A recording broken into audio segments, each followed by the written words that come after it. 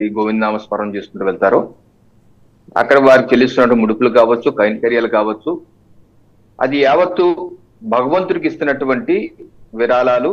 అలాగే అక్కడ భక్తులకి వచ్చే వారికి కల్పించవలసినటువంటి సకల సౌకర్యాల గురించి ఏదైతే హైందవ చింతన ఆలోచన ఉన్నటువంటి భక్తులు ఇస్తున్నటువంటి తమకున్నటువంటి ఆదాయంలో డబ్బులు తీసి ఇస్తున్నారు. అది మనం చూస్తున్నాం. అయితే గత ప్రభుత్వ హయాంలో మీరు అన్నట్టుగా అనేక అనేక సందర్భాల్లో అది ఎక్కడో తమిళనాడులో, కర్ణాటకలో భూములు ఉన్నాయి, దాతలు ఇచ్చారు, మేము మేనేజ్ చేయలేకపోతున్నాం, అమ్మేసే ప్రయత్నం చేస్తే మనందరం అడ్డుకున్నాం. టీడీపీ కావచ్చు, బీజేపీ కావచ్చు, జనసేన అడ్డుకున్నాం. అలాగే స్వామివారి యొక్క హుండీలో వేసిన డబ్బుల్ని ఫిక్స్డ్ డిపాజిట్ నేషనలైజ్డ్ బ్యాంకుల్లో వేసి దాన్ని అనేక దశాబ్దాలుగా చేస్తున్నారు. దాన్ని ప్రభుత్వానికి ఎక్కువ వడ్డీకి ఇచ్చే ప్రయత్నం చేస్తామని అంటే అప్పుడు మనం అడ్డుకుని మన యొక్క దీక్షలో ధర్నాలు వారు విరమించుకున్నారు. అలాగే ఇంకో ప్రయత్నం చేశారు. టీటీడీకి వచ్చేటటువంటి నిధుల్లో 1% తిరుమల అభివృద్ధికి, తిరుమల మున్సిపల్ కార్పొరేషన్ ఇచ్చే ప్రయత్నం చేస్తే ఆ రోజు ఒకే తిరుపతి అభివృద్ధి ఆ రోజు విత్తనవాదం తీసుకొచ్చిన ఏంటంటే ఆ ప్రభుత్వం తిరుపతి మురికి వాళ్ళ అయిపోట కారణం తిరుమలకు వచ్చే భక్తులు అని చెప్పేసి చేశారు. తిరుమలకి భక్తులు వచ్చేయంట తిరుపతిని పాడు చేసేస్తున్నారట. అసలు తిరుమలే లేకపోతే తిరుపతి ఎక్కడి నుంచి వచ్చింది? ఆ తిరుపతికి ఇచ్చే నిధులు కేంద్ర రాష్ట్ర ప్రభుత్వ స్వార్థ నిధులు కానీ పట్టణాభివృద్ధి నిధులు ఏమైపోతాయి. ఆ రోజు మనం చేసాం, కోర్టుకు కూడా వెళ్ళాం. కోర్టు కూడా చాలా స్పష్టంగా చెప్పింది, ఏ ఒక్క రూపాయి కూడా, హైకోర్టు కూడా చాలా స్పష్టంగా చెప్పి ఏ ఒక్క రూపాయి ఇస్తున్నా స్వామి వారికి ఇస్తున్న భక్తులు ఇస్తున్న డబ్బులు, ఈ డబ్బుల్ని హైందవేతర కార్యక్రమాలకి ఖర్చు పెట్టే హక్కు ఎవరికి లేదు. ఎండోర్మెంట్ యాక్ట్, దేవాదాయ ధర్మాదాయ చట్టం కూడా చెప్తుంది ఎవరు ముట్టుకుంటా వీల్లేదు. హైకోర్టు కూడా ఆ రోజు తీర్పిచ్చింది. అలాగే సంఖ్యను కూడా 60కి 70కి పెంచుకుంటూ వెళ్ళిపోతుంటే ధర్మకర్తలు మండలి సభ్యులు కూడా హైకోర్టు కూడా అడ్డు చెప్పి ఇంకా చేయటం అధికారం లేదండి. ఎన్ని కాదు లాస్ట్ లో మళ్ళీ 100 కోట్ల రూపాయలు శానిటేషన్ కోసం, తిరుపతి శానిటేషన్ కోసం అని చెప్పి భువన కరుణాకర్ రెడ్డి గారును ఆ తిరుపతి మున్సిపల్ కార్పొరేషన్ చైర్మన్ బాబు కొడుకులు ఇద్దరు కలిసి పనిచేసుకునే ప్రయత్నం చేశారు శానిటేషన్. దాన్ని కూడా హైకోర్టు తప్పట్టింది. మీరు శానిటేషన్ ఇస్తున్నది 50 కోట్లే, తిరుమల తిరుపతి దేవస్థానం 100 కోట్లు తీసుకుంటే హక్కే ఉంది మీకు అని చెప్పేసి హైకోర్టు ఇచ్చి కొట్టుపడేసింది. అలాగే అక్కడ వారధి స్వామి గరుడు వారధి అని చెప్పి 700 కోట్లు స్వామివారి డబ్బులు వాడేసే ప్రయత్నం చేశారు. దాన్ని మనం అడ్డుకున్నాం. సో ఒకటి స్థూలంగా చెప్పేది ఏంటంటే స్వామివారి డబ్బులు స్వామివారి కోసం రవికిరణ్ గారు మీరు నొచ్చుకోనంటే ఒక మాట చెప్పమంటారు. పాత సామెత ఉంది, అందరికీ శకునాలు చెప్పే బల్లి తనే వెళ్ళి కుడితిలో పడిందని. 5 ఏళ్ల పాటు మీరు ఏకిపారేశారు వైసీపీని, ఇవాళ మీ ప్రభుత్వం చేస్తుంది ఏంటి అనే మాట భక్తులు అడుగుతున్నారు. అక్కడికే వస్తాను సార్, అక్కడికే వస్తాను. నేనేంటంటే మేము గతంలో కూడా కింద మాసంలో కూడా మనం డిబేట్ పెట్టినాం దీని మీద. గత ప్రభుత్వ హయాంలో ఇటువంటి అవకతవకలే కాకుండా వ్యవస్థీకృతంగా భ్రష్టు పట్టించేశారు. ఏ రకంగా అక్కడ ఉన్నటువంటి నిధులు ఇంజనీరింగ్ సెక్షన్ లో సివిల్ వర్క్స్ కి సంవత్సరానికి 200 కోట్లు 300 కోట్లే ఖర్చు అయ్యే తరుణంలో దాన్ని 1000 కోట్లు 1200 కోట్లు పెంచేసి ఇష్టం వచ్చిన పర్సంటేజ్ మింగేశారు. అలాగే ఇటీవల శ్యామలరావు గారిని తీసుకొచ్చి ఏ రకంగా మేము వ్యవస్థను మెరుగుపరిచాం. గతంలో మా ముఖ్యమంత్రి గారు చాలా స్పష్టంగా ప్రమాణ స్వీకారం మొదటి రోజే సాయంత్రం అక్కడికి వెళ్ళి స్వామివారి దర్శనం తీసుకొని ప్రక్షాళన ఇక్కడ నుంచే మొదలు పెడతానన్నారు. స్వామివారి యొక్క గొప్పతనాన్ని విశిష్టత కాపాడే ప్రయత్నం చేస్తా అన్నారు. తప్పనిసరిగా మా ముఖ్యమంత్రి అటువంటి చర్యలే తీసుకున్నారు. శ్యామలరావు గారు తీసుకొచ్చారు. నిన్న కిందటి వారం కూడా నా మిత్రుడు ఒకడు యుఎస్ నుంచి వచ్చి తెలంగాణలో ఉంటాడు, అతను దర్శనం కూడా వెళ్ళొచ్చి నిన్న ఫోన్ చేసి చెప్పాడు, చాలా ఇంప్రూవ్ అయింది రవి. 2 ఏళ్ల క్రితం వెళ్తే కనీసం అక్కడ శానిటేషన్ పరిస్థితి బాగోదు, స్వచ్ఛత ఉండేది కాదు, క్యూ లైన్ లో ఫుడ్ పెట్టేవారు కాదు, ఈ రోజు ఫుడ్ పెడుతున్నారు, అన్ని బాగున్నాయి అన్నారు. సో చాలా స్పష్టంగా లడ్డూ క్వాలిటీ కూడా మెరుగుపోయిందని మా ఫ్రెండ్ చెప్తున్నాడు. సో ఆ రకంగా మా ప్రభుత్వం అనేక చర్యలు తీసుకుంది. గత ప్రభుత్వం ఏదైతే గదుల రేట్లు కావచ్చు, దర్శనం టికెట్ల రేట్లు కావచ్చు, లేకపోతే అలిపిరి టోల్ గేట్ రేట్లు కాదు, ఎన్ని ఎప్పటి ముప్పటిగా పెంచేసి హైందవుల మీద భారం మోపారు. అవన్నీ మేము తగ్గించి మళ్ళీ హైందవ భక్తులకి స్వామివారి దగ్గర చేసే ప్రయత్నం మా ప్రభుత్వం చేస్తుంది. ఏదైతే మీరు చంద్రగిరి విషయం సర్క్యులర్ గురించి మాట్లాడుతున్నారో నేను చెప్పేది ఏంటంటే, చంద్రగిరిలో 3 ఏళ్ల క్రితం స్వర్ణముఖి చంద్రగిరి నియోజకవర్గంలో 3 ఏళ్ల స్వర్ణగిరి నదిపై వారధి బ్రిడ్జి కొట్టుకుపోవడం వాస్తవం. అక్కడ బ్రిడ్జి పునర్నిర్మాణం చేయవలసిన మాట వాస్తవం. ప్రజలు ఇబ్బంది పడుతున్న మాట, హైందవ భక్తులు ఇబ్బంది మాట కూడా వాస్తవమే. అయితే నేననేది ఏంటంటే దానికి ప్రత్యామ్నాయ మార్గాలు కూడా ఉన్నాయి. ఇప్పుడు ఈ చెప్తున్న సర్కిల్ నిజమో అబద్ధమో తేల్చుకోవాల్సిన అవసరం ఉంటుంది. నాకు కూడా కొన్ని డౌట్లు ఉన్నాయి. మా ముఖ్యమంత్రి గారు అటువంటి సర్కిల్ ఇస్తారని చెప్పి నేనైతే అనుకోవట్లేదు. అయితే చంద్రగిరిలో వారధి నిర్మాణానికి అనేక ప్రత్యామ్నాయాలు ఉన్నాయి. ఉదాహరణకి ప్రధానమంత్రి గ్రామ సడక్ యోజన ఉంది, కేంద్ర ప్రభుత్వం ఇస్తున్న నిధులు, ఆ నిధులతో అనుసంధానం చేసి చేసుకోవచ్చు. ఇంకోటి సిఆర్ఐఎఫ్ ఫండ్స్ ఉంటాయి, కామన్ రోడ్ ఇన్ఫ్రాస్ట్రక్చర్ ఫండ్ అని ఉంటుంది, కేంద్ర ప్రభుత్వం ఇస్తుంది. దాన్ని అనుసంధానించి ఇటీవల మేము పిఠాపురం సామర్లకోటలో బ్రిడ్జ్ ఇలాగే పడిపోతే 50 కోట్లు ఆ నిధులను తెచ్చుకొని దాని నిర్మాణం కూడా చేయించడం జరిగింది. సో ఆ రకంగా దానిలో తెచ్చుకోవచ్చు. ఇలాంటి ముఖ్యమంత్రి గారు చెప్తున్న పిపిపి మోడల్లో అయినా సరే నిర్మాణం చేసుకోవచ్చు. అనేక ప్రత్యామ్నాయ మార్గాలు ఉండగా మా ముఖ్యమంత్రి గారు ఇటువంటి సర్క్యులర్ ఇచ్చి ఆ టిటిడి దేవస్థానం నిధులు ఉపయోగించుకునే విధంగా చేస్తారని చెప్పి నేనైతే అనుకోవట్లేదు. దీనిలో వాస్తవ అవాస్తవాలను దిగ్గుదేల్చవలసిన అవసరం ఉంది. తప్పనిసరిగా అది కనుక నిజమైతే రాష్ట్ర ప్రభుత్వం ఇబ్బందికరమైన వ్యవహారమే. రవికిరణ్ గారు, కొంచెం ఇబ్బందికరమైన వ్యవహారమే. ఎవరో మీరు చేస్తున్న మీ ప్రభుత్వం జారీ చేస్తున్న సర్కులర్ని లీక్ చేస్తున్నారు, ఇంకా వైసీపీ అవశేషాలు ఉన్నాయి అని నాకు అనుమానంగా ఉంది. అది రెండో అంశం. ఒకసారి రజనీ గారి దగ్గరికి వెళ్దాం. వారైతే అమరావతిలోనే ఉంటారు. మనకి జీవోలు మనకు ఇవాళ రేపు మనం చూసిన జీవోలు ఆవిడ 2 రోజుల క్రితం చూసేసి ఉంటారు. ఏమండి రజనీ గారు, అంతేనా? దేవుడి సొమ్ముని రోడ్ల పాలు చేస్తున్నారా?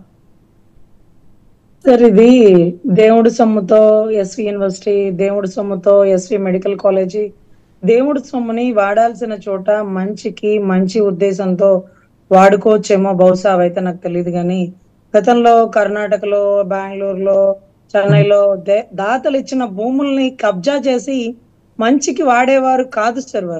వారి దగ్గర నుంచి ఇప్పుడు ఖజానాలో డబ్బునంతా మంచికి వాడితే మనం టీటీడీ సొమ్ము 1% తీసినప్పుడు ఆలోచించనక్కర్లా, అరే దేవుడి సొమ్మే కదా, ఎవరికి వాడుతున్నారు? ఆ తిరుమల తిరుపతి దేవస్థానానికి సంబంధించిన తిరుపతి రోడ్లకే కదా, లేకపోతే తిరుపతి మున్సిపాలిటీకే కదా. ఎవరైనా తిరుపతిలో దిగి తర్వాత ఎక్కడ తిరుమలకు పోవాలి? అటువంటి తిరుపతి పరిశుభ్రంగా ఉండాలి. చంద్రగిరి అంటే శ్రీవారి మెట్లుండే దారి సార్. అదే రకంగా చంద్రగిరి కోట చాలా ఫేమస్. ఎందుకంటే తిరుమలకు వచ్చిన ప్రతి ఒక్కరు అక్కడ దగ్గరుండే గొప్ప గొప్పవి అన్ని చూడాలని తపన పడతారు. సో ఆన్ రోడ్ రావాలంటే రోడ్డు సరిగా ఉండాలి. అందులోనూ ఇందాక సార్ చెప్పినట్టుగా ఫారిన్ భక్తులు చాలా మంది ఎక్కువ ఉంటారు. వారందరూ చంద్రగిరి కోట ఎక్కువ చూస్తారు సార్. నేను తిరుపతిలోనే ఉండి చదువుకున్నాను కాబట్టి చెప్తున్నాను సార్. చంద్రగిరి కోటలో పర్యాటక శాఖ దగ్గర డబ్బులు ఉంటాయిగా, ఆ డబ్బులు పెట్టి డెవలప్ చేయొచ్చుగా. మీరు రాజు తలుచుకుంటే దెబ్బలకి కొద ఉండదు, డబ్బులకి కొద ఉండదు. మీరు రాజుగారు తలుచుకోవట్లేదా? రాజుగారు తలుచుకోవడానికి ఖజానా గండి పెట్టి చంద్రబాబు గారు ఏ రోజు 40 సంవత్సరాల చరిత్రలో ఒక ఎమ్మెల్యే మా ఊర్లో రోడ్లు వేయాలి అంటే డబ్బులు లేవమ్మా అని చెప్పిన దౌర్భాగ్య పరిస్థితికి ఏ రోజు నేను రాలేదమ్మా, కానీ ఈ రోజు వచ్చాను అసెంబ్లీలో అంటూ ఆయన చెప్పిన మాట కూడా విన్నాను సార్. ఈ రోజు పంచాయతీ ఎలా ఉందంటే జీతాలు తీసుకోలేని పరిస్థితుల్లో, బ్లీచింగ్ వేయలేని పరిస్థితిలో ఉంది సార్.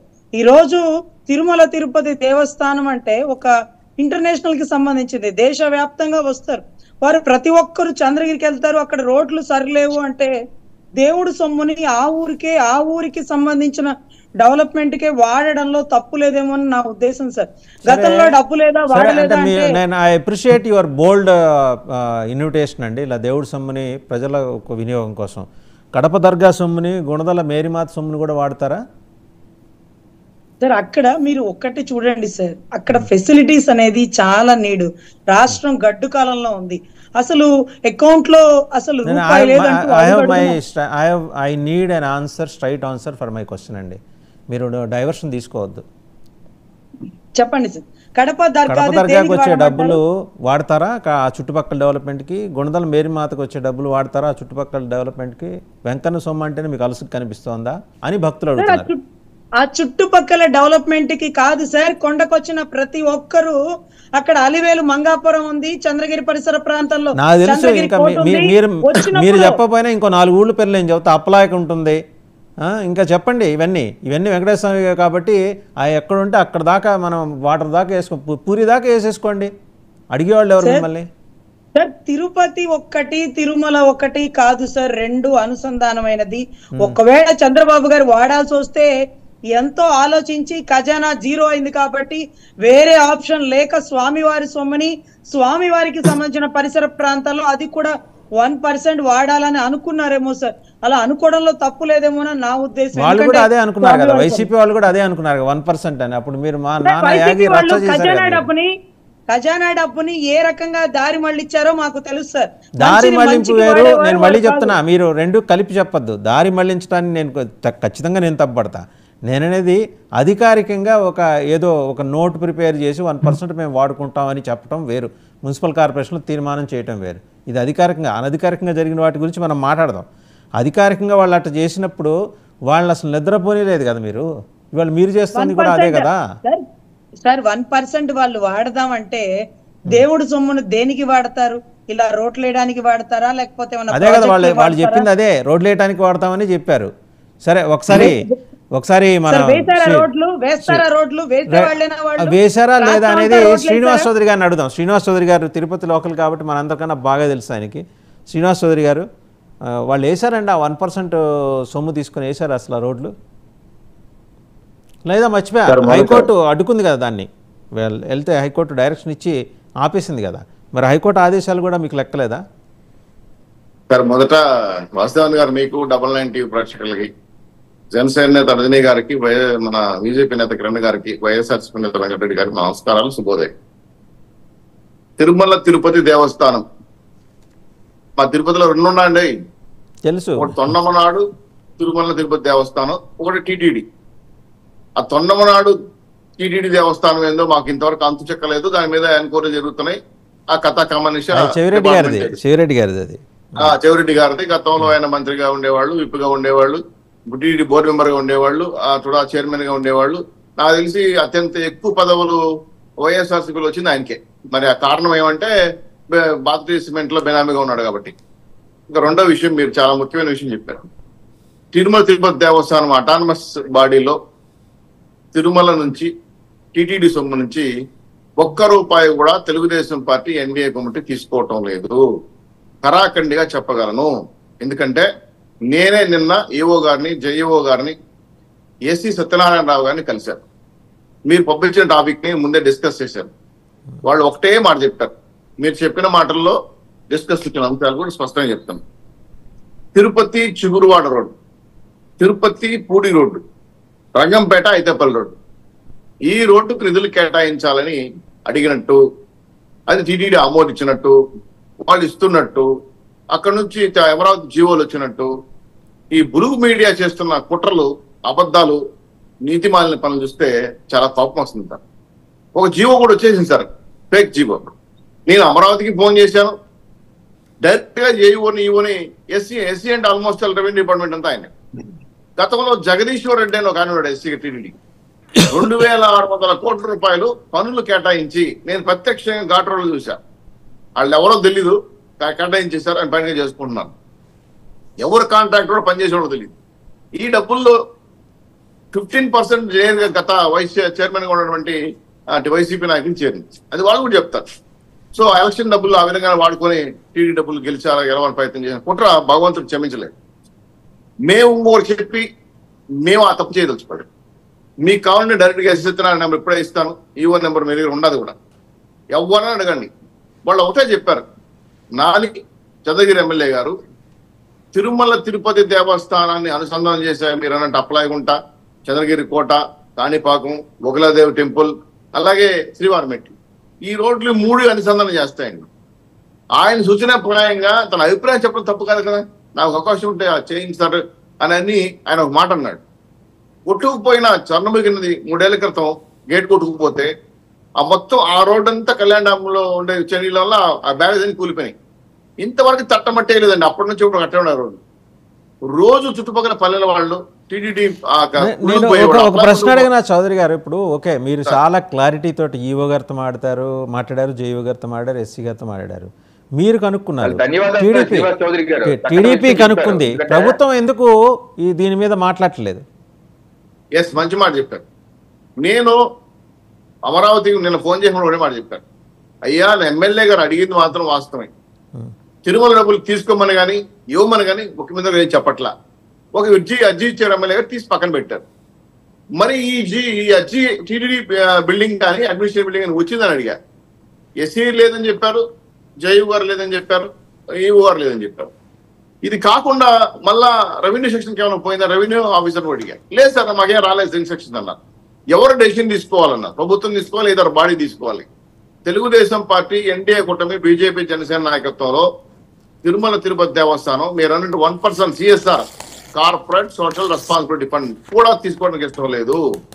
మేము మా ప్రభుత్వం తరఫున వేయాల్సిన రోడ్లు వేస్తామే తప్ప టీటీడీ నుంచి ఎట్టి పరిస్థితుల్లో ₹1 కూడా మా కూటమి అభ్యర్థులు, మా కూటమి ప్రభుత్వం తీసుకోదు. క్లారిటీ. మీరు లైవ్ లో ఎవరికైనా ఫోన్ చేసుకున్నా టీడీ అధికారులు కనుక్కోండి. ఇది కేవలం వైఎస్ఆర్సీపీ జగన్మోహన్ రెడ్డి గారు చేస్తున్న కుట్రలో భాగంగా ఈ దుర్మార్గమైన ప్రచారం జరుగుతా ఉంది. ఈ ప్రచారాన్ని ప్రజలు నమ్మద్దండి. ప్రతి రాయికి మనం టవల్ పెట్టాల్సిన పరిస్థితి వస్తా ఉంది అని క్లియర్ గా అమరావతి వాళ్ళు మాట్లాడిన తర్వాత ఈ రోజు దేవాదాయ శాఖ ద్వారా ప్రకటిస్తామన్నారు. ఆనంద నారాయణ రెడ్డి గారు ప్రకటిస్తారు ఆ విషయాన్ని. ఎందుకంటే జరిగింది ఇది. ఈ లోపల చర్చ వచ్చింది కాబట్టి నీకు క్లారిఫై చేసి వచ్చింది. నేరుగా తిరుమల తిరుపతి దేవస్థానంలో డబ్బులు ఫలానా దానికి కావాలని చెప్పి దుర్మార్గంగా అక్రమంగా శ్రీవాణి ట్రస్ట్ డబ్బులు కానీ, ఉండిలో వస్తున్న ఫారిన్ కరెన్సీ కానీ, అలాగే టీటీడీకి వస్తున్న విదేశీ చెక్కులు కానీ దుర్మార్గంగా బొక్కేసి ఆ విషయం ఎంక్వైరీ జరుగుతోంది. ఎంప్లాయీస్ ని 3 సస్పెండ్ చేశారు. ఉదాహరణకి ఏఈగా ఉన్నట్టు సుధాకర్ చౌదరి గారు మా పార్టీ అతనే తప్పు చేశారు, సస్పెండ్ చేశారు ఈ విషయంలో. అలాగే ఇంకా జగదీశ్వర్ రెడ్డి గారిని మీ పార్టీలో ఎలా ఉంటాడు సార్? నాకు అర్థం కావట్లా.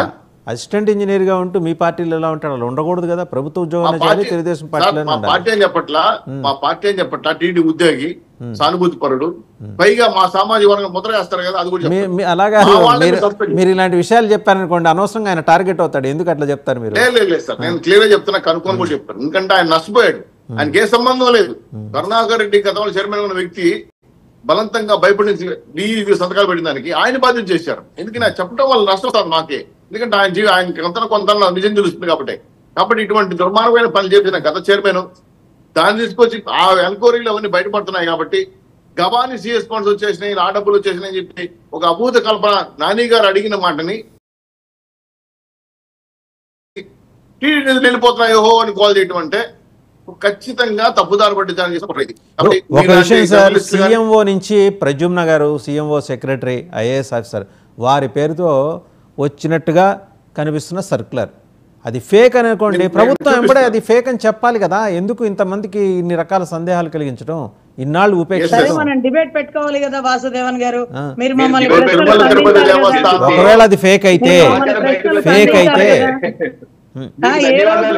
ఏ రోజు స్వామి గారి డబ్బు వాడనటువంటి చంద్రబాబు గారు ఈ రోజు 1% తీసుకున్నారు. కొంచెం మీ చిన్న కరెక్షన్ రజనీ గారు, మీకు నోటీస్లో ఉండే ఉంటుంది, బహుశా పని ఒత్తిడి వల్ల మరి మర్చిపోయి ఉంటారు. అసలు టీటీడీ నిధులు వాడటం మొదలెట్టింది తెలుగుదేశం ప్రభుత్వం, ఎన్టీఆర్ అధికారంలోకి వచ్చిన తర్వాత. సో మనం పాత లెక్కల్లోకి వెళ్ళొద్దు, చాలా మాట్లాడాల్సి ఉంటుంది. Let us not going to that. So okay, Chowdary garu మీరు మాట్లాడండి. క్యూ కాంప్లెక్స్ నిర్మించాం, అన్నసాత్రాలు నిర్మించాం, మహిళాస్ నిర్మించాం, ఎస్వి యూనివర్సిటీ కావాల్సిన నిధులు ఇచ్చాం, సంస్కృతి పాఠశాల అంటే వేద పాఠశాల నిర్మించాం. ఇవన్నీ కూడా టీడీ నిధులు వేశారు, అబద్ధం చెప్పక్కర్లా. ఇవన్నీ వెల్కమ్ చేయగలిగినవేనండి, టీటీడీకి అనుబంధంగా ఉన్నవే. దాన్ని ఎవరు క్వశ్చన్ చేయరు. ఎస్వి యూనివర్సిటీకి, పద్మావతి మహిళా యూనివర్సిటీకి ఇవ్వటాన్ని కూడా క్వశ్చన్ చేయరు సార్. అటువంటి నిధులు ఇచ్చావే కానీ తిరుమల నుంచి గతంలో పింకడం వెళ్ళిపోయి సంక్షేమ కార్యక్రమాలకి వాడారు. పోనీ అది కూడా వదిలేద్దాం, మన ప్రస్తుతంలోకే వచ్చేద్దాం. ఎందుకంటే మన పాతవన్నీ తవ్వటం అనవసరం, ఇప్పటికే వచ్చేద్దాం. సార్ నేను మాట ఒకటే సార్, సైట్ అవే చెప్తున్నాను సార్. మాకు తిరుమల దేవస్థానం డబ్బులు ప్రభుత్వం ₹1 కూడా తీసుకోదలుచుకోలేదు, ఆలోచన కూడా బాబు గారికి లేదు. ఆయన అందుకే తిరుమల దేవస్థానం నుంచి నేను ప్రక్షాళన స్టార్ట్ చేస్తానన్నాడు, స్టార్ట్ చేశాడు. ఇప్పటికీ ఇంకో బాధకులు చెప్పనంటారా? ఇప్పటికీ అధికారులు మారారు కానీ ఇంకా వైఎస్ఆర్సీపీ కోవర్ట్లు అక్కడ ఉన్నారు. నేను కూడా జయవు గారు బాధపడ్డారు కూడా, సార్ ఇట్లా జరుగుతా ఉంది, ఖచ్చితంగా నివేదించాలి. అధికారులు మారారు, అవశేషాలు ఉన్నాయి, ఇంకా ఆ అవశేషాలు ఉన్నాయి, వాటిపై చర్యలు తీసుకుంటున్నారు. ఎంక్వైరీ పక్క వెళ్ళిపోతారు కదని చెప్పి ఈ విధంగా జరుగుతుంది కాబట్టి వాళ్ళు అడ్డు పెట్టారు. వాళ్ళు అడ్డు పెడితే ఇంకా కొంచెం ఇట్లాంటివన్నీ చివరంశం ముగిసేస్తాను సార్. మా సీఎం గారి యొక్క పిఏ1 రాజగోపాల్ గారి లెటర్ కూడా ఫేక్ చేసి 50 మంది దర్శనం ఇచ్చినట్టు సంతకం పెట్టి ఇచ్చేసారు.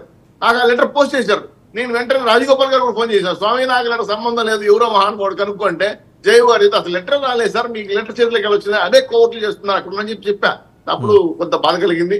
ఖచ్చితంగా తిరుమల తిరుపతి దేవస్థానాన్ని మేము ప్రక్షాళన చేస్తాం. ఇక్కడ 2 విషయాలండి. ప్రభుత్వం అయినా క్లారిఫికేషన్ ఇవ్వాలి, లేదా టీటీడీ అన్నా ఇది తప్పుడు ఫేక్ అనే మాట చెప్పాలి. ఇద్దరూ చెప్పకపోతే సందేహాలు వస్తాయి. ఇటువంటి ఫేక్ వార్తలు నమ్మకండి అని చెప్పి ద్వారా రిక్వెస్ట్ చేస్తున్నాను. తిరుమల తిరుపతి దేవస్థానం పవిత్రత మీరు టీడీపీ తరఫున రిక్వెస్ట్ చేస్తున్నాను. నేను అనేది ఏంటంటే ప్రభుత్వం చెప్పాలి కదా అంటున్నాను. ప్రభుత్వం చెప్పాలి, టీటీడీ చెప్పాలి. సరే, వెంకటేశ్వర రెడ్డి గారి దగ్గరికి వెళ్దాం. వెంకటేశ్వర రెడ్డి గారు, ఎందుకండి అయిపోయింది, ఇంకో 4.5 ఏళ్ళు ఆగచ్చు కదా, ఎందుకు దేవుడితోటి ఆటలు ఎందుకండి వైసీపీ? నమస్తే, మీకు 99 వీక్షకులకి, ప్యానల్ పెద్దలకి, రాష్ట్ర ప్రజలకి శుభోదయం. ఇప్పుడు గత ప్రభుత్వం మీద ఇప్పుడున్న కూటమి పార్టీలు, అధికారంలోకి వచ్చిన కూటమి పార్టీలు ప్రధానంగా ప్రచారాస్త్రాలుగా ఎంచుకొని ఆరోపణలు చేసిన అంశాల్లో ప్రధానమైన అంశం టీటీడీలో అక్రమాలు, టీటీడీలో నిధుల దుర్వినియోగం, మతం అన్యమతస్తుల ప్రచారం, ఇవన్నీ ప్రధాన అంశాలుగా మీరు అన్యమతస్తులు చేసి తయారు చేయించారు. థామస్ సెబాస్టియన్ అనే ఆయనకి ఇచ్చారు కాంట్రాక్టు. ఎందుకు సార్ కొన్ని ఓపెన్ ఒప్పేసుకోండి. మీరు అయిపోయింది, దేవుడి దగ్గర తప్పు ఒప్పుకుంటే ఆయన క్షమిస్తాడు. మాట్లాడినేవ్వండి సార్, సమాధానం చెప్పడానికే కదా నేను ఉంది. ఇప్పుడు మీరు ప్రశ్నలు వేసి గత ప్రభుత్వం అని ప్రశ్నలు వేయటమే కానీ ఈ 2 నెలల్లో ఈ ప్రభుత్వం తెచ్చిన మార్పులు అయితే ఏమి లేవు కదా.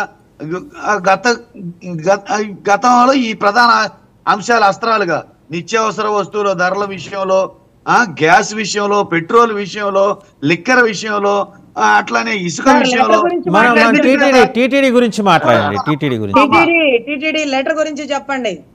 ఎస్, టీటీడీ ఈ అంశాల మీద అధికారంలోకి విస్తృతంగా ప్రచారం చేసి అధికారంలోకి వచ్చింది కూటమి. మార్పు తెస్తామని, ఇది సంపద సృష్టిస్తామని చెప్పి అధికారంలోకి వచ్చింది కూటమి అధికారంలోకి వచ్చిన తర్వాత ఏం మారింది సార్? పరిపాలన మారింది, రాక్షస పరిపాలన మారింది, మహిళలపై అన్యాయాలు తగ్గాయి, ఆర్థిక నేరాలు తగ్గాయి, డ్రగ్ లెటర్ గురించి చౌదరి గారు మీరు ఆయన ట్రాప్ లో పడిపోతున్నారు. చౌదరి గారు మీరు వెంకటేశ్వర రెడ్డి గారు ట్రాప్ లో పడిపోతున్నారు. ఆయన వేరే అంశాలు తీసుకొస్తున్నారు తెర మీదకి. వెంకటేశ్వర రెడ్డి గారు మనం టీటీడీకి కన్ఫైన్ అయి మాట్లాడదాం. ఇది ఫేక్ లెటర్ అనుకోండి. ఒక ప్రభుత్వం యొక్క జీవోని ఫేక్ చేస్తే దాని మీద చర్యలు తీసుకోవాల్సిన బాధ్యత ఎవరి మీద ఉంది? అది ఫేక్ అని గనక రుజువు అయితే, అది ఫేక్ అని గనక రుజువు చేసి వెంటనే చర్యలు తీసుకొని అది స్క్రోల్ చేసిన వాళ్ళ మీద కూడా ఇప్పుడు వైసీపీ వాళ్ళు స్క్రోల్ చేశారు, ఈ లెటర్ వచ్చింది, ఇది ఫేక్ లెటరు అని చెప్పి అంటున్నారు కదా. టేక్ ఇమీడియట్లీ యాక్షన్ తీసుకోవాల్సిన ఎవరు తీసుకోవాలి? నిర్ణయం ఎవరు తీసుకోవాలి? ఏమంటే ఇమీడియట్లీగా అది ఫేక్ అని చెప్పాల్సిన బాధ్యత ఎవరిది? ప్రభుత్వాన్ని. ప్రభుత్వం నోరు విప్పలేదంటే అది ఫేక్ అనేది ఎలా అనాలి? మీరు నేనంటే సరిపోద్దా? ప్రభుత్వం ఫేక్ అని చెప్పాలి, ఫేక్ దానికి మీద నిర్ణయం తీసుకోవాలి.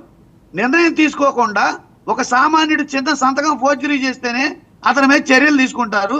ప్రభుత్వ జీవోని ఫేక్ చేశారంటే అతను ఎవరన్నా కానీ, ఏ పార్టీ అన్నా కానీ అలాంటి ఫోర్జరీ వాళ్ళని, అలాంటి వాటిని మీరు ప్రభుత్వం చర్యలు తీసుకోవాలా వద్దా? అసలు తీసుకుంటుందా తీసుకోదా? తీసుకోకుండా దీన్ని ఇట్లానే ప్రజాభిప్రాయం తెలుసుకోవడం కోసం ఊరకనే ట్రైల్ ఒకటేసి ఆ నిర్ణయం తీసుకోవడానికి ముందుగానే గ్రౌండ్ ప్రిపేర్ చేస్తున్నారా? మేమేమనుకోవాలి? ప్రతిపక్షంలో ఉన్నవాళ్ళు కానీ, ఈ రాష్ట్ర ప్రజలు కానీ, సామాన్య పౌరులు కానీ ఏమనుకోవాలి? అంటే చర్యలు తీసుకునే ఆ హక్కు లేదా? చర్యలు తీసుకోవడానికి రూల్ పొజిషన్ లేదా? లేకపోతే చర్యలు తీసుకునే ఈ సత్తా లేదా? అంటే 41 జీవో నెంబర్ 1 అవసరస్తులు ఆపేసామండి. మాట్లాడచ్చు, అవసరం హక్కు ఉంది, విమర్శించవచ్చు. పార్టీ మీద మీరు చర్యలు తీసుకుంటున్నారా లేదా చెప్పాలి. అది ఫేక్ జీవో కాదు. ఫేక్ జీవో రిలీజ్ చేసిన వాళ్ళని చర్యలు తీసుకోకుండా, చర్యలు తీసుకోకుండా జీవో కాదు, సర్క్యులర్. అది సర్క్యులర్ వాస్తవమా కాదా? ఇప్పుడు 3 విభాగాలు ఉన్నాయండి. 3 విభాగాలు, 4వ మీరు ఏంటంటే మీరు 4th పార్టీ. ఇందులో మీ మీద అనుమానాలు ఉన్నాయి. సో మీరు వివరణ ఇవ్వండి. టీటీడీ వివరణ ఇవ్వాలి, ప్రభుత్వం ఇవ్వాలి. తర్వాత ఐఏఎస్ అసోసియేషన్ కూడా ఇలా మా ఆఫీసర్స్ సంతకాలను ఫోర్జరీ చేసి ఫేక్ సర్కిల్ జారీ చేస్తున్నారు అని వాళ్ళు కంప్లైంట్ ఇవ్వాలి. తాడేపల్లి పోలీస్ స్టేషన్లో వెళ్ళి వాళ్ళు కంప్లైంట్ ఇవ్వాలి. ఒకవేళ అది ఫేక్ అయితే ఇవన్నీ కూడా షరతులు వర్తిస్తాయి, సబ్జెక్ట్ టు ద కండిషన్ చెప్తున్నా. ఒకవేళ అది నిజం అయితే వివరణ ఇవ్వాలి. నిజం కాకపోతే ఇది మాది మేము రిలీజ్ చేయలేదు అని చెప్పేసి ఇచ్చేస్తే జనాలకి సందేహాలు ఉండవు. లేనిపోని సందేహాలకి ఎందుకు తావిస్తున్నారనే ప్రశ్న ప్రభుత్వాన్ని వేసాం. కానీ అదే పనిగా మీ మీడియాలో దీని మీద వరుసగా కథనాలు వస్తున్నాయి. మీ మీడియాలో, మీ అనుకూల మీడియాలో. అంటే ఇక్కడ ఏదో ఒక కాన్స్పిరసీ థియరీ నడిచిందనే కదా అర్థం. ఏనాడు మీరు తిరుమల వెంకన్న గురించి మీ మీడియాలోను మీ అనుకూల మీడియాలోను పాజిటివ్గా ఆయనకేదో అన్యాయం జరిగిపోతుంది ఏనాడు రాశారు మీరు? ఇవాళ ఎందుకు రాస్తున్నారు? ఇవాళ ఎందుకు చూపిస్తున్నారు? These are all the questions అండి, జనాలకు వచ్చిన సందేహాలే నేను మీతో షేర్ చేస్తున్నా. అలాంటి కనుక కాన్స్పిరెన్సీ థియరీ నడిచింది, మీ క్వశ్చన్కి ఆన్సర్ చేస్తున్నారు. కాన్స్పిరెన్సీ థియరీ నడిచింది అని కనుక అనుకుంటే ఆ కాన్స్పిరెన్సీ ఏంటో గుర్తించి కాన్స్పిరెన్సీ థియరీ మీద చర్యలు తీసుకోవాల్సింది ప్రభుత్వం ఇక్కడ ఆరోపణలు చేయడానికి ఆ పార్టీ అది చేసింది, ఈ పార్టీ వాళ్ళు ఇది చేసింది, గత ప్రభుత్వం ఇది చేసిందని ఆరోపణలు చేయడానికి పరిపాలన ఇవ్వాల ప్రజలు పరిపాలన ఇచ్చింది. పరిపాలన చేసి ఎక్కడ తప్పు జరిగినా చర్యలు తీసుకునే హక్కుని బాధ్యతని ప్రభుత్వం ఇచ్చింది. ఆ హక్కుల్ని బాధ్యతల్ని మర్చిపోయి కేవలం ఆరోపణలకి పరిమితి అవుతూ ఎటువంటి చర్యలు తీసుకోకుండా వాళ్ళు కూడా గత ప్రభుత్వం మీద ఆరోపణలు చేస్తూ పరిపాలన చేయడం మర్చిపోయి అన్ని మర్చిపోయారు. ఒకటి కాదు, మద్యం రేట్లు తగ్గిస్తామన్నారు, అది మర్చిపోయారు. ఇసుక ఉచితంగా ఇస్తామన్నారు, అది మర్చిపోయారు. సరే, ఆ అంశాల్లోకి వద్దాం. ఓకే, ఆన్సర్లోకి వద్దాం కానివ్వండి, మళ్ళీ వద్దాం. సరే, వెంకటేశ్వర రెడ్డి గారు ఇంకో ప్రశ్న, ఇంకో ప్రశ్న వెంకటేశ్వర రెడ్డి గారు ఇంకో కీలకమైన ప్రశ్న. నిన్న రాఖీ పౌర్ణమి, మాజీ ముఖ్యమంత్రి జగన్మోహన్ రెడ్డి గారు తెలుగుదేశం పార్టీ దృష్టిలో ఆయన ఒక పులివెందుల ఎమ్మెల్యే, ఆయన ఒక ట్వీట్ చేశారు. ఏమని? అన్న అక్క చెల్లెళ్ళకి అందరికీ కూడా రాఖీ పౌర్ణమి శుభాకాంక్షలు, అందరూ మహిళా లోకం చల్లగా ఉండాలి. వెంబడే కొన్ని వేల ట్రోల్స్, ముందర మీ సొంత చెల్లెలకి మీరు న్యాయం చేయలేదు అని చెప్పి. ఇప్పుడు పనిమాల ట్వీట్ పెట్టడం దేనికి? ఊళ్ళో వాళ్ళందరి చేత అనిపించుకోవడం దేనికండి? ఇప్పుడు సొంత చెల్లెళ్ళు కుటుంబ పరంగా ఇచ్చిన స్టేట్మెంట్ కాదు ఫస్ట్, అది రాష్ట్ర ప్రజలను ఉద్దేశించి ఇచ్చిన స్టేట్మెంట్. సొంత చెల్లెళ్ళకే న్యాయం జరిగిందా జరుగుతుందా లేదా అనేది కాలం చెప్తుంది. అది మంచిగా చెడు అనేది ఇప్పుడు అది ఆమె వేరే పార్టీలో ఉన్నారు, వేరే పార్టీ అధ్యక్షురాలు, వేరే పార్టీ. ఇప్పుడు పురంధేశ్వరి గారు చంద్రబాబు నాయుడు గారిని అనేక రకాల ఆరోపణలు చేసింది. ఎన్టీఆర్ గారి మీద చంద్రబాబు గారు చేసిన విషయాల మీద అనేక రకాల ఇద్దరు యుద్ధాలే చేసుకున్నారు. అంత మాత్రాన మళ్ళీ ప్రజలు ఈమెకు టీడీపీకి అధికారం ఇవ్వకపోలేదు కదా. మీరు వ్యక్తిగతమైనవి, కుటుంబపరమైనవి ఎంత హైలైట్ చేసి, ఎంత మాట్లాడి ప్రజలను పక్కదారి పట్టించినా, ఎంత ప్రభుత్వం పరిపాలన సక్రమంగా చేయకుండా కేవలం ఆరోపణల మీదే కనుక ఉంటే జరిగేది ఏమవుతుంది? ఖచ్చితంగా ప్రజలు వీళ్ళు పరిపాలన మంచి చేయడం పక్కన పెట్టేసి కేవలం వైఎస్ఆర్సీపీ పార్టీని, గత ప్రభుత్వాన్ని జగన్మోహన్ రెడ్డి గారిని వ్యక్తిగత విమర్శలు చేస్తున్నారు తప్పితే వీళ్ళేమి చెయ్యట్లేదు అనే ధోరణికి కనుక ప్రజలు వెళ్ళారనుకోండి, ఆటోమేటిక్ గా ఇప్పుడు కాదు వెంటనే పంపించేస్తారు. క్లియర్ గా ఈ డిబేట్ కు వచ్చిన ఓడిపోయిన వెంటనే నేను చెప్పాను క్లియర్ గా, హానెస్ట్ గా ఏం చెప్పాను? గత ప్రభుత్వం, మా నాయకులు కొన్ని తప్పిదాలు జరగడం వల్లనే ప్రజలు మమ్మల్ని పక్కన పెట్టారు. ఇప్పుడు కూటమి ప్రభుత్వానికి అధికారం ఇచ్చారు, మీరు కూడా అలాంటి తప్పిదాలు చేస్తే ఈ సర్క్యులర్ రిలీజ్ ఎందుకు చేస్తున్నారు? ఈ డైవర్షన్ పాలిటిక్స్ ఎందుకు? ఇంపార్టెంట్ దాని మీద వాసుదేవన్ గారు డిబేట్ పెట్టేవాళ్ళు కదా. ఈ పనికి మాలిన సర్క్యులర్ రిలీజ్ చేస్తే 1% ఎటుపోతుందో అర్థం కాక ఏ రోజు దేవాదాయ నిధులు బయటికి తీస్తున్నారని చేస్తున్నారు. రిలీజ్ చేసింది ప్రభుత్వం కాకపోతే ట్రోల్ చేస్తున్నారు. ఎవరు ట్రోల్ చేస్తున్నారు? ఎందుకు సాక్షి మీడియా అంతా ఏ రోజు దేవుడి మీద లేని ప్రేమలు ఒలకపోస్తున్నారు? ఏ రోజు దేవుడి మీద లేని ప్రేమలు ఎందుకు ఒలకపోస్తున్నారు? అంటే డైవర్షన్ విషయాన్ని చర్యలు తీసుకోవడం మానుకొని ఇవన్నీ ప్రశ్నలు వేస్తున్నారు. చూడండి, మీరు ప్రతిపక్షంలో ఉన్నారా?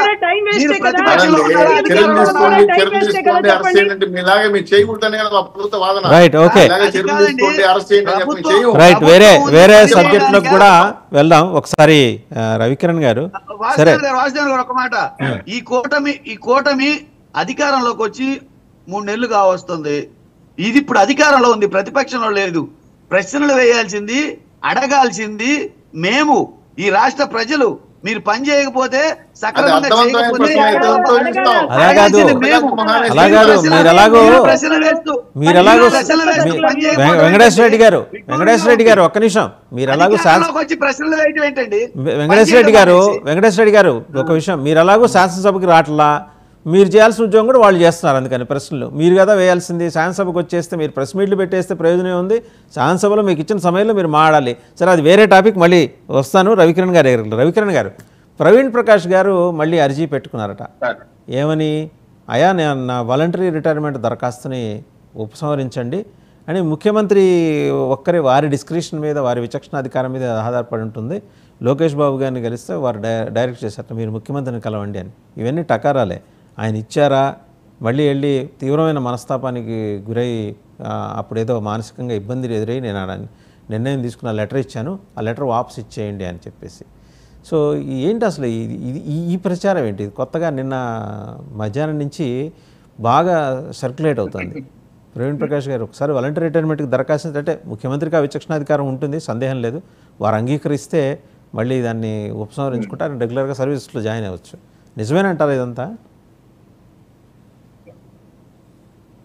ఒకటి ఏదైతే టీటీడీ సంబంధించిన సర్క్యులర్ సీఎంఓ కార్యాలయం మీద వచ్చిందో దాని మీద నా యొక్క అనుమానాలు కూడా నేను వ్యక్తం చేశాను అయితే శ్రీనివాస్ చౌదరి గారు స్థానిక వ్యక్తులు కాబట్టి అది కనుక్కొని కూడా కన్ఫర్మ్ చేశారు అదంతా దుష్ప్రచారం అని వారికి మా తరఫున ప్రజల తరఫున కూడా హైందవ భక్తుల తరఫున కూడా అభినందనలు శుభాకాంక్షలు ప్రభుత్వం నుంచి కూడా అధికారిక ప్రకటన ఇవాళ రేపట్లో వస్తుందని చెప్పి విశ్వసిస్తున్నాను ఒకటి రెండు అఖిల భారత సర్వీసెస్ లో ఉన్నటువంటి వ్యక్తులు గతంలో ఆంధ్రప్రదేశ్ రాష్ట్రంలో పనిచేసే వాళ్ళు ఉన్నప్పుడు దేశవ్యాప్తంగా ఒక మంచి పేరు వచ్చేది ఆంధ్రప్రదేశ్ లో పనిచేస్తే సూపర్ వాళ్ళు దేశంలో ఏ పని చెప్పినా సరే వాళ్ళు చక్కగా చేసుకుపోతారు అటువంటి కార్యదక్షత అక్కడ వస్తుంది అక్కడ అటువంటి వర్క్ కల్చర్ అక్కడ ఉందని చెప్పి మంచి పేరు ఉండేది ఈ గత 5 సంవత్సరాలు చూస్తే మొత్తం మంట కలిసిపోయింది అయ్యా అఖిల భారత సర్వీసెస్ ఎంత పిచ్చిగా నీచంగా తయారు చేసి అవతల పడేసి ఏ రూలు పాటించకుండా ఏ పద్ధతి పాటించకుండా ఇష్టం వచ్చినట్టు బిహేవ్ చేసిన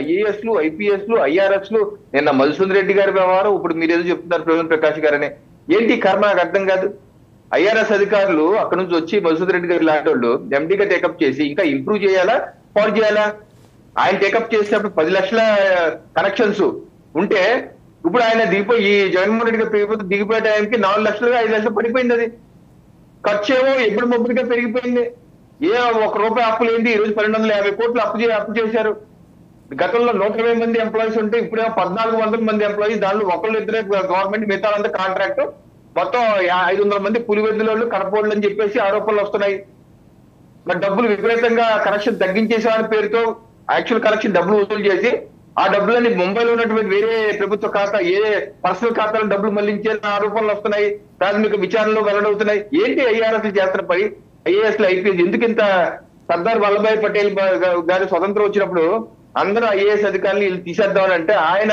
అది ఐరన్ షీల్డ్ ఇది ఉండాలని చెప్పి సంస్కరణలు తీసుకొచ్చి అది నిలబెట్టినటువంటి వ్యక్తి సర్దార్ వల్లభాయ్ పటేల్ గారు అటువంటి మంచి వ్యవస్థ ఇన్ని దశాబ్దాలుగా సక్సెస్ఫుల్ గా వస్తున్న వ్యవస్థ ఈ రకంగా ఆంధ్రప్రదేశ్ రాష్ట్రంలో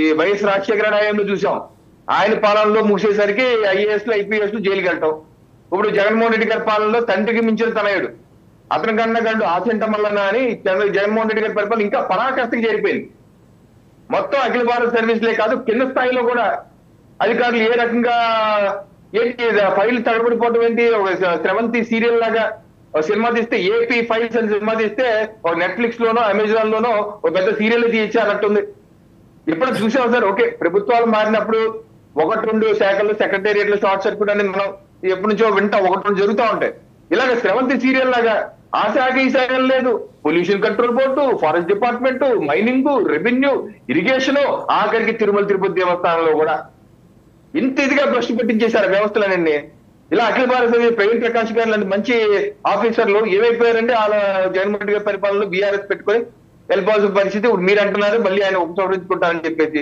ఏంటి దుస్థితి ఇది సమంజసం కాదు ఇది దేశానికి కూడా మంచిది కాదు ఐఎస్ఐ ఐపీఎస్ సంఘాలు పేర్లు చెప్పుకొని ఉన్నటువంటి సంఘ అధినేతలు కూడా బయటికి రావాలి మీరు చెప్పాలి ఏం జరుగుతుందో ఏ రకంగా మీ యొక్క వ్యవస్థని పరిశుభ్రం చేసుకుంటారో ప్రక్షాళన చేసుకుంటారో చెప్పండి ఏదో టైంలో ప్రెస్ మీట్ పెట్టేసి ఏదో ప్రభుత్వానికి అనుకూలంగానో ఏదో మాట్లాడటం కాదు నిజంగా మీరు ఆత్మశోధన సత్యశోధన చేసుకుని ఏ రకంగా సర్దార్ వల్లభాయ్ పటేల్ గారు పెట్టినటువంటి వ్యవస్థను ఏ రకంగా గౌరవాన్ని భ్రష్టు పట్టిస్తున్నారు, ఏ రకంగా చేయకూడదు, ఏ రకంగా చేయాలన్నది ఓపెన్ గా చెప్పాలని చెప్పేసి మీ ఛానల్ నేను విజ్ఞప్తి చేసిన అసోసియేషన్. శ్రీనివాస్ చౌదరి గారు మీరేమంటారు? ఇది నిజమేనా? ప్రవీణ్ ప్రకాష్ గారు మళ్ళీ బ్యాక్ టు డ్యూటీసా? సార్, గతంలో ఐఏఎస్ ఆఫీసర్లు అంటగాగి రాష్ట్ర కార్యనిర్వాహక వ్యవస్థ ఏ విధంగా భ్రష్టు పట్టించారు విషయానిపైన సోదరుడు కిరణ్ గారు చెప్పారు. ప్రవీణ్ ప్రకాష్ గారు గతంలో విద్యాశాఖ సబ్జెక్టు కరెక్షన్ చేస్తున్నారు. ఆయన ఒక ఊరికి పోతే ఆయనకి ముందే దోశలు, బిస్కెట్లు, అదేదో సంథింగ్ కొబ్బరి నీళ్లు, దానికి బడ్జెట్ కేటాయించేవాళ్ళు. మరి ఆయన పోయేదానికి తినే తిండికి ఏ సంబంధం నాకు అర్థం కాల. ఒక గ్రామానికో లేదా ఒక పాఠశాలకు విజిటింగ్కి వెళ్తే ఆయన ఫస్ట్ ఫుడ్ మీద వెళ్ళిపోతుందంట అక్కడ జీవో ద్వారా. దీని మేము గతంలో పేపర్లో బయటపడ్డాయి. సార్, ప్రవీణ్ ప్రకాష్ లాంటి ఐఏఎస్ ఆఫీసరు ఢిల్లీలో జరిగిన మంతనాలు, ఢిల్లీలో జరిగిన వ్యవహారాలన్నీ కూడా మనకు తెలుసు. ఆయన తిరిగి మళ్ళీ మా ప్రభుత్వంలో ఐఏఎస్ ఆఫీసర్గా వస్తాను, మేము లెటర్ పెట్టుకున్నా అని చెప్పేది కేవలం అప్పుడు కల్పనే. లోకేష్ గారి ద్వారా అడిగారు, ఆయన మళ్ళీ సీఎం గారిని కలివారు అనే విషయం కూడా కరెక్ట్ కాదు. ఒకవేళ ఆయన పునర్సమీక్షించుకుంటే ఎవరైనా డిస్కస్ చేశారు ఎక్కడైనా, అదే మీరు అన్నట్టు నిప్పు లేని పొగరదని వాళ్ళ కొలీగ్స్ తో డిస్కస్ చేస్తుండొచ్చేమో, కానీ లోకేష్ గారు కానీ బాబు గారిని కానీ ఇంతవరకు కలవలేదు. కలవాలని అనుకోని దాన్ని ప్రధానంగా వాళ్ళ వైఎస్ఆర్సీపీ నాయకులు వెంటనే కలిసేశారు, అయిపోయింది కూడా చెప్పేస్తారు, వార్త తెల్లకి వచ్చేస్తాయి. సో ఆ ఫేక్ మీడియా వార్తలన్నీ కూడా మాకు కొంత బాధ కలిగించిన వెంకటరెడ్డి గారు చర్యలు తీసుకోండి అంటే చర్యలు తీసుకుంటాం. ఎలా ఇలాగ అరెస్ట్ చేయలేం కదా, నోటీసులు ఇచ్చేది, పట్టుకొని నోటీసులు ఇచ్చేది గొడవ చేయలేం కదా. బాబాలా చేయొద్దని తప్పని వార్నింగ్ ఇస్తాం. వినకపోతే ఇంకా చట్ట ప్రకారం ఏ రకంగా చర్య తీసుకుంటాం. అంతేగాని ఖచ్చితంగా ప్రవీణ్ ప్రకాష్ లాంటి అవినీతి అధికారుల్ని మా ప్రభుత్వంలో తీసుకునే అవకాశం లేదు. ఆయన కలిసే ప్రసక్తే లేదు. గతంలో చేసిన తప్పులకి దగ్గర కూడా రానికుండా పక్కన పంపించేశారు. ఐఆర్ఎస్, ఐపీఎస్, ఐఏఎస్ ఉన్నవాళ్ళు మీరు ప్రాక్టికల్ గా చూశారు. కాబట్టి ఈయన ఒకవేళ మనసు మార్చుకున్నాడా ఉండాలి భలే ఉంది. మీ మధ్యలో నేను వెళ్ళిపోతాను, నాకు మనసు మారిపోయింది అని డిబేట్ నుంచి వెళ్ళిపోతే ఎట్లా ఉంటుందో ఆయన మాట్లాడేది కూడా అట్లా ఉంటుంది. కాబట్టి ఒక ఐఏఎస్ స్థాయి అధికారి అవినీతికి కేరళపొందమైన వ్యక్తిని మా ప్రభుత్వాన్ని తీసుకుని మద్దతించుకోలేదు. కాబట్టి అటువంటి వ్యక్తి బీఆర్ఎస్ తీసుకొని వెళ్ళాడంటే కారణం ఏమంటే గతంలో చేసిన తప్పులు బయటకు వస్తాయి. విమర్శించాలని నేను ఉండాలన్నప్పుడు బయట విదేశాల అవినీతి పైన మాట్లాడతారు. ఎందుకు వచ్చిన బాధ శిష్యాలు పడనిలే అని చెప్పి వెళ్ళిపోయిన వ్యక్తి మళ్ళీ వస్తారని అనుకోవట్లేదు. బాబు గారు, లోకేష్ గారు ఈ విషయంలో ఎట్టి పరిస్థితుల్లో క్షమించారని నాకు సమాచారం. ఇంక నిగూఢంగా వాళ్ళ కొలీగ్స్ తో డిస్కస్ చేసి మళ్ళీ అవకాశం ఏమైనా ఉందేమో అని చర్చ. ఎందుకంటే ఒకసారి నీళ్ళలోని చేప బయటపడేసిన తర్వాత అది గిలగిలా కొట్టుకుంటా ఉంటుంది. ఇక్కడ బ్రహ్మాండంగా నిద్రలే సాయంత్రం వరకు నమస్కారాలు పెట్టేది, డోర్లు ఇచ్చేది, కావచ్చు తినేది, ఎంజాయ్ చేసేది, ప్రభుత్వ సొమ్ముతో జలసా చేసిన ఐఏఎస్ ఆఫీసర్లకి ఆ బాధ వెసులుబాటు ఉంటుంది. అయ్యో మనం దూరం చేసుకున్నాం అధికారాన్ని. కాబట్టి మళ్ళీ ఆయన ఏమైనా ఒకసారి ఆలోచించుకున్నాడు తప్ప మా ప్రభుత్వం తీసుకునే ప్రసక్తి లేదు. అఖిల భారత సర్వీస్ కాబట్టి వాళ్ళు కేంద్ర ప్రభుత్వాన్ని అర్జీలు పెట్టుకుంటే మాకు సంబంధం లేదు. ఆ విషయం కూడా అది కేంద్ర ప్రభుత్వం నేను తీసుకుంటాను. రజనీ గారు, ఒకవేళ ఆయన అర్జీ పెట్టుకుంటే డిఓపిటి రూల్స్ ఉంటాయి కదా, department of personal training, and ఫైనల్గా ఏంటంటే ఫైనల్ కాల్ తీసుకోవాల్సింది రాష్ట్రపతి. ఎందుకంటే రాష్ట్రపతి వీరికి సివిల్ సర్వెంట్స్కి నియామక ఉత్తర్వులు జారీ చేసేది. సో మరి అక్కడ దాకా పోవాలి. ముందర DoPT has to take a call, తర్వాత వాళ్ళు ఒక రికమెండేషన్ రాష్ట్రపతి గారికి పంపాలి. ఇంత ప్రాసెస్ ఉంటుంది. ఈ ప్రాసెస్ కన్నా ముందు ముఖ్యమంత్రి గారు ఆమోదించాలి. ఎందుకంటే ఆయనకు విచక్షణ అధికారం ఉంటుంది. లేదు నాకు ఈ ఆఫీసర్ కావాలి అని ఆయన భావిస్తే కనుక, ముఖ్యమంత్రి భావిస్తే కనుక అదే మరి డిఓపిటి రికమెండేషన్కి అది జత చేసి రాష్ట్రపతికి పంపిస్తారు.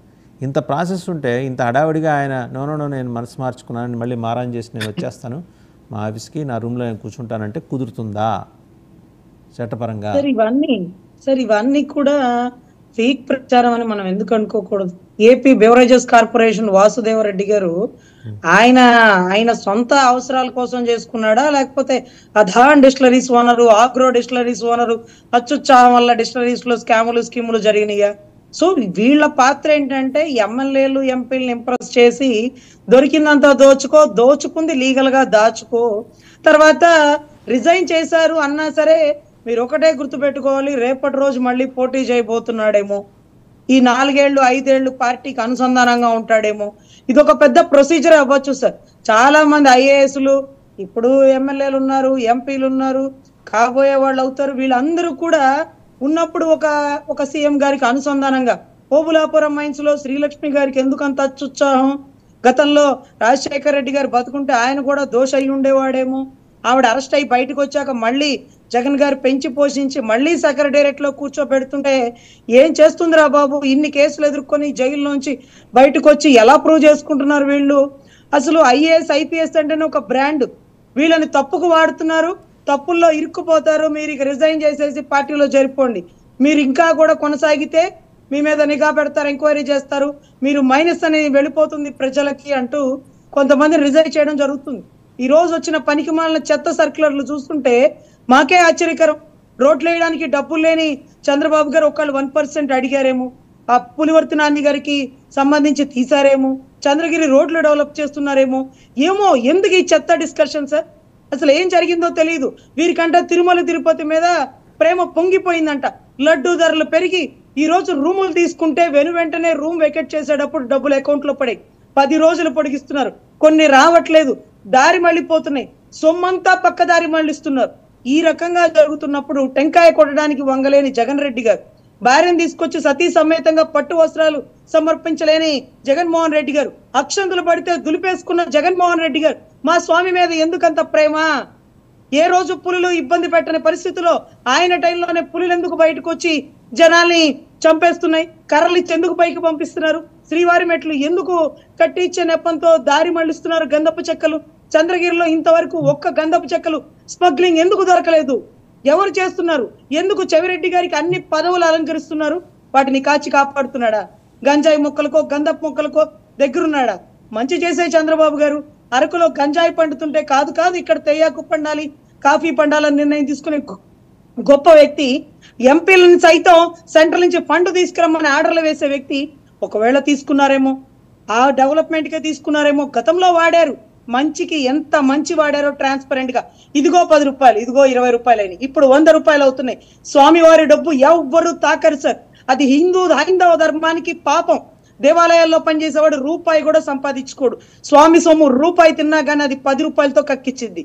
సో ఎలా జరిగిందో యాక్సిడెంట్లు గతంలో అన్ని తెలుసు సార్. ఎనీవే, ఇలాంటి సర్క్యులర్ వచ్చినప్పుడు దయవుంచి ప్రభుత్వం వారు వెనువెంటనే ఖండిస్తే వాసుదేవన్ లాంటి గొప్ప జర్నలిస్టులు ఇలాంటి పనికిమాలిన చెత్త డిబేట్లు పెట్టుకోరు సార్. టైం వేస్ట్ ఉండదు. ఆయన ఇంటర్నేషనల్ విషయాల్లో, నేషనల్ లో జరుగుతున్న విషయాల్లో, రాష్ట్రంలో జరుగుతున్న కుంభకోణాల్లో బయటికి తెచ్చేవారు. ఈ సర్క్యులర్ రిలీజ్ చేసి ఆయన అలా చేశారేమో, 1% పులివర్తి నాని గారు అడిగారు, వెంటనే శాంక్షన్ చేశారు జీవోలు. ఆఖరికి చంద్రబాబు నాయుడు గారి పి రాజగోపాల్ గారి పేరుతో కూడా సర్క్యులర్ రిలీజ్ చేశారు. వాళ్ళందరూ సమాధానాలు చెప్పుకున్నారు. అది టీడీపీ అధినేత కాబట్టి ఆయనకి తెలిసింది, మాకు తెలియదు, బీజేపీ అధినేతకు తెలియదు. ఈరోజు చెప్పబట్టి ప్రజలకు కూడా తెలిసింది. సో వెంటనే ప్రభుత్వం రియాక్ట్ అవ్వాలి, ప్రజలకు ఇటువంటి విషయాల్లో ట్రాన్స్పరెంట్ గా ఉండాలి. ఈ సర్క్యులర్లని ఏదైతే వైసీపీ అధినేత చెప్పినట్టు కూడా తిరుమల తిరుపతి దేవస్థానాల అంశం అంటే ప్రపంచం మొత్తం చూస్తుంది. దీన్ని మనం చెత్తని కొట్టిపారేలేం. ఎందుకంటే మంచైనా చెడైనా ప్రపంచం మొత్తం చూస్తుంది. ప్రపంచం వివరణ కోరుకుంటుంది. భక్త ప్రపంచం వివరణ కోరుకుంటుంది. సో తప్పనుకోండి, ఇది ఫేక్, దీని మీద చర్య తీసుకుంటాను ప్రభుత్వం ఈ పాటికి వచ్చేయాలి. ఇది వారం రోజులుగా నడుస్తుంది ఈ వ్యవహారం. మరి వారం రోజులుగా ప్రభుత్వం ఎందుకు ఉపేక్షిస్తోంది అనే ప్రశ్న భక్తుల నుంచి వస్తుంది కదా. ఇప్పుడు మీరు కూటమి పార్టీలు 3 నిద్రపోనీ లేదు మరి గడిచిన 5 ఏళ్ళు తిరుమలలో ఏం జరిగినా. మరి వాళ్ళ నేను టీడీపీ నుంచి వివరణ అడగట్లేదండి, ప్రభుత్వం నుంచి వివరణ అడుగుతున్నాను. నేను కాదు, జనం కూడా ప్రభుత్వం నుంచి. టీడీపీ చెప్పింది నమ్మాల్సిన అవసరం లేదు కదా. ప్రభుత్వం చెబితే నమ్ముతాం, ప్రభుత్వంగా మీరు చెప్పండి, ప్రభుత్వం చెబితే నమ్ముతాం. అలాగే ఇక్కడ ఎవరికి ఏది ఈ ఇంటిగ్రిటీ సర్టిఫికేట్లు ఎవరికి ఇయ్యట్లా. ఏం వైసీపీ చేసిన తప్పుల్నే 100 కోట్లు 150 కోట్ల ఇంజనీరింగ్ పనులు 1200 కోట్లకి 1800 కోట్లకి బడ్జెట్లో పెంచడాన్ని క్వశ్చన్ చేస్తున్నాం. చేసి ఎంత రాజకీయానికి పాల్పడ్డారో తండ్రి కొడుకుల హయాంలో అక్కడ ఏం జరిగిందో దాని మీద విస్తారంగా చర్చిస్తున్నాం. దాని మీద కూడా మరి డీటెయిల్డ్ ఇన్వెస్టిగేషన్ క్యారీ అవుట్ అవుతుంది. అదే క్రమంలో అక్కడ ఫైళ్లు దగ్ధం అవుతుంటాయి. ఇది ఫైర్ యాక్సిడెంట్లు ఏంటో అది ఒక సిరీస్ లాగా నడుస్తుంది. ఇందాక మరి రవికిరణ్ గారు అన్నట్టు ఓటీటీలో వీటి మీద నెట్ఫ్లిక్స్లోనో సినిమాలో సిరీస్ వస్తాయి ఈ ఫైర్ యాక్సిడెంట్స్ మీద కూడా. సో వెంకటేశ్వర రెడ్డి గారు చెప్పండి, అంటే ఒక్క టీటీడీ మీద మీ ప్రభుత్వంలో జరిగిన అరాచకాల గురించి ఇన్వెస్టిగేట్ చేయాలంటేనే టీమ్ ఆఫ్ ఆఫీసర్స్ ఒక 100 మంది టఫ్ గైజ్ అనమాట, దాంట్లో ఉంటే కానీ వాస్తవాలన్నీ బయటికి రావు. దేవుడి జోలికి వెళ్ళమాకండి సార్ దయచేసి. నిద్రపోయే వాళ్ళని లేపవచ్చు సార్, నిద్ర నటించే వాళ్ళని లేపలేము. ఇక్కడ వాస్తవం ఏంటంటే చాలా మంచి ఉదాహరణ చర్ల తర్వాత చెప్పారు సార్ మీరు. నన్ను చెప్పనివ్వండి సార్, ప్రతిదానికి ఇంటరప్ట్ అయ్యి వేరే చాలా మంచి మెసేజ్ వెళ్ళనివ్వండి. రైట్ వెంకటేశ్వర రెడ్డి గారు మాట్లాడండి చౌదరి గారు. ఇప్పుడు ఫైల్ దగ్ధం అయ్యింది ఎవరి హయాంలో, ఐఏఎస్లు అరెస్ట్ అయింది ఎవరి హయాంలో, ఎవరు ఒకవేళ ఐఏఎస్లు అరెస్ట్ అయ్యి నేరం చేశారని శ్రీలక్ష్మి గారు నేరం చేశారండి, శ్రీలక్ష్మి గారు నేరం రుజువైందా, నిర్దోషిగా బయటకు వచ్చిందా? అక్రమంగా ఐఏఎస్ని బెదిరించి అరెస్ట్ చేస్తుంది ఏ ప్రభుత్వం? అరెస్ట్ చేస్తుంది ఏ ప్రభుత్వం? తప్పు చేపించేది ఏ ప్రభుత్వం? ఒక మాటమ్మా. అట్లనే ఇప్పుడు ఈ జరిగిన సీరియల్ ఫైల్ తీద్దాం అన్నారు. ఫైళ్లు ఏ హయాంలో దగ్ధమైన, ఈ జరిగిన హత్యలు ఏ హయాంలో జరిగిన, వాళ్ళ ప్రభుత్వంలో జరిగిన వాటిని వాళ్ళు నిర్ధారించలేక, వాళ్ళు ఎంక్వైరీ చేయలేక, వాళ్ళు ఇచ్చిన జీవోల్ని వాళ్ళు ఖండించలేక, వాళ్ళు చేసిన పనుల్ని ప్రతిపక్షం మీద రాష్ట్ర ప్రజల మీద రుద్దేసి అప్పుడు అక్రమాలు జరిగినాయని చెబుతూ ఇప్పుడు చర్యలు తీసుకోవడం కల్లబొల్లి మాటలు కట్టు కథలు ప్రచార ధోరణి తప్పితే పని చేసే ఉద్దేశం లేదు. ఈ ప్రభుత్వానికి ప్రతిపక్షంలో ఒక మాటలు, ప్రభుత్వం అధికారంలోకి వచ్చిన తర్వాత ఒక మాటలు తప్పితే, ప్రభుత్వం అధికారంలోకి వచ్చినప్పుడు మాటలు తప్పితే పనిచేసే ఉద్దేశం కానీ, ప్రజల్ని శ్రేయస్గా చూసే ఉద్దేశం కానీ, ఇచ్చిన హామీలు నెరవేర్చే ఉద్దేశం కానీ ఈ ప్రభుత్వానికి లేదు అనేది వీటి వల్లనే తేడతెల్లమవుతుంది. వెంకటేశ్వర రెడ్డి గారు కొత్త ఇంట్లోకి వెళ్ళినప్పుడు పాతిళ్ళు శుభ్రంగా కడుక్కుంటారు, ఊడ్చుకుంటారు. కొత్త ఇంట్లోకి వెళ్ళారు కదా, 5 ఏళ్ళు కడుగుతారా? మీకు ఇచ్చిన 5 ఏళ్ళు జగన్మోహన్ రెడ్డి ఉన్నప్పుడు ఏ హామీ అన్న ఇవ్వండి. అధికారంలోకి వచ్చిన వెంటనే మొదటి నిర్ణయము, మొదటి సంతకము అని చెప్పేదేమో ప్రతిపక్షంలో ఉన్నప్పుడు చెప్తారు. అధికారంలోకి రాగానే మేము ఇల్లు కడుక్కోవాలి, గతంలో అది జరిగింది, గతంలో ఇది జరిగింది,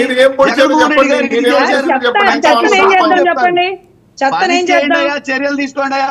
తప్పు ఎవరు చేసిన చర్యలు తీసుకోండి. ఆ ప్రభుత్వం ఈ ప్రభుత్వం ఆ పార్టీ ఈ పార్టీ తప్పు చేసిన వాడు ఎవడైనా తప్పే. చర్యలు తీసుకోకుండా చెప్పుకుంటా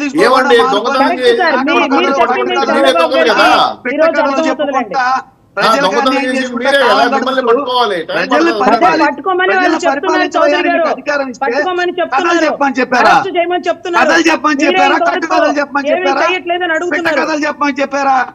లేదండి, పిట్టకథలు మీరే ముద్రించుకోకుండా కళ్ళు మూసుకోమని చెప్పి మీ నాయకుడు చెప్పింది. కళ్ళు మూసుకొని ఉండండి, పాపం ఎందుకు బాధపడతారు? మీ నాయకుడు అదే పని పిలిపించాడు, 5 ఏళ్ళు కళ్ళు మూసుకోండి, మళ్ళీ మన ప్రభుత్వం చెప్పి కళ్ళు మూసుకోవడం ఎందుకు బాధపడతారు? 5 ఏళ్ళ నెల రోజులకే ప్రజలు రోడ్డు మీదకి వచ్చారు.